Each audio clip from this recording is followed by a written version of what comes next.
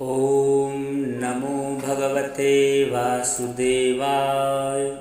बोलिए श्री वामन भगवान की जय। वामन भगवान के प्राकट्य उत्सव पर आप सभी भक्तों के लिए बहुत बहुत शुभकामनाएं। वामन भगवान श्री हरि विष्णु के 10 अवतारों में से 5वें अवतार हैं। ये त्रेता युग और मनुष्य रूप में भगवान श्री हरि विष्णु के पहले अवतार हैं। इससे पहले सतयुग में उनके 4 अवतार पशु के रूप में हुए थे, जिनमें पहला मत्स्य, दूसरा कूर्म, तीसरा वराह और चौथा भगवान श्री नरसिंह का अवतार हुआ था।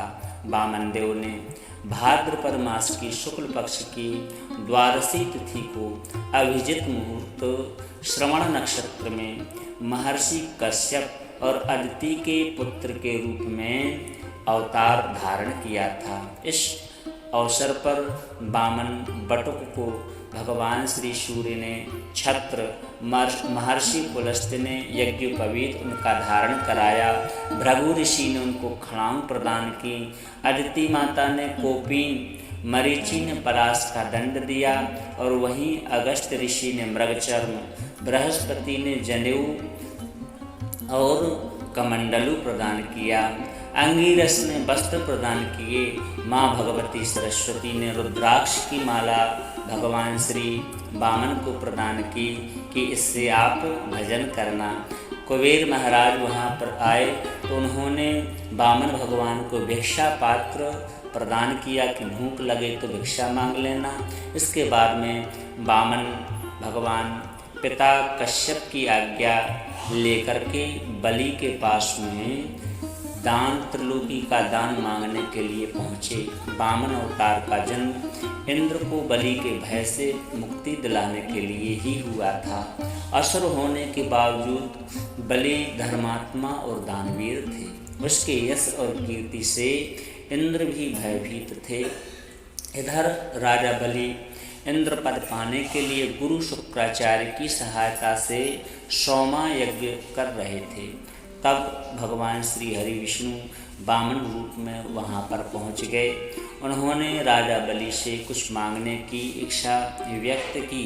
शुक्राचार्य जी ने बलि से कहा कि ये वामन रूप में श्री हरि विष्णु ही हैं, इसलिए इन्हें कोई वचन ना दें। लेकिन बलि ने उनकी बात को अनसुना करके वामन देव को वचन दे दिया और संकल्प कर लिया भिक्षा दान करने का। वचन पूरा करने का संकल्प लेने के लिए जब बलि ने कमंडल उठाया तो शुक्राचार्य जी उसके मुख के छिद्र पर सूक्ष्म रूप से बैठ गए, ताकि बलि संकल्प के लिए जल ना ले सके, और बिना जल के संकल्प नहीं माना जाता है। वामन देव ने यह देख लिया और उन्होंने एक सरकंडे को उस पात्र के छिद्र में डाल दिया। इससे शुक्राचार्य जी की एक आँख ही फूट गई और वो एकाक्षी यानी एक आँख वाले हो गए। बलि के संकल्प लेने पर वामन देव ने 3 पग भूमि का दान बलि से मांगा। राजा बलि ने इसे सहर्ष स्वीकार करते ही उन्होंने जैसे ही वामन भगवान ने अपना विराट रूप धारण किया, उनके रूप को देख करके सब लोग आश्चर्यचकित रह गए। उन्होंने पृथ्वी को एक ही पग में नाप लिया। पृथ्वी नापी एक में और दूजे में आकाश, तीजा पग कितहु रखें सबही असुर उदास। उन्होंने एक पग में धरती, दूसरे में स्वर्ग नाप लिया। जब उन्होंने तीसरा पग उठाया तो बलि भगवान श्री हरि विष्णु को पहचान गए और अपना तीसरा सिर उन्होंने उनके चरणों के सामने कर दिया। महाराज बलि ने कहा, विंध्यावली ने कहा, विंध्यावली बलि की पत्नी थी, तो उन्होंने इस धर्म संकट से बलि को बचाने के लिए बलि से कहा कि आप अपना तीसरा पैर भगवान का शीश के ऊपर रखवा लें, जिससे आपका वचन झूठा नहीं होगा।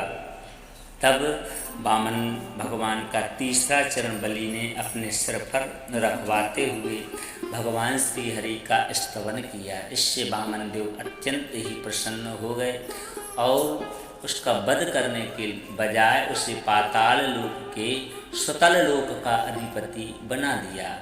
उन्होंने बलि से वरदान मांगने को भी कहा।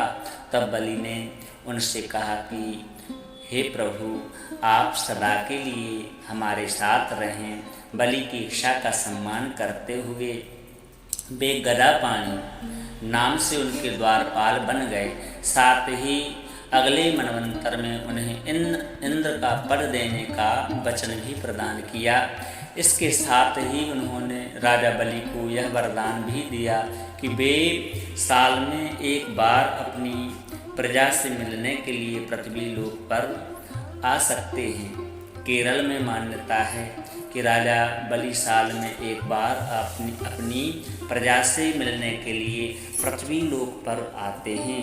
इस दिन को वहाँ ओणम पर्व के रूप में मनाया जाता है।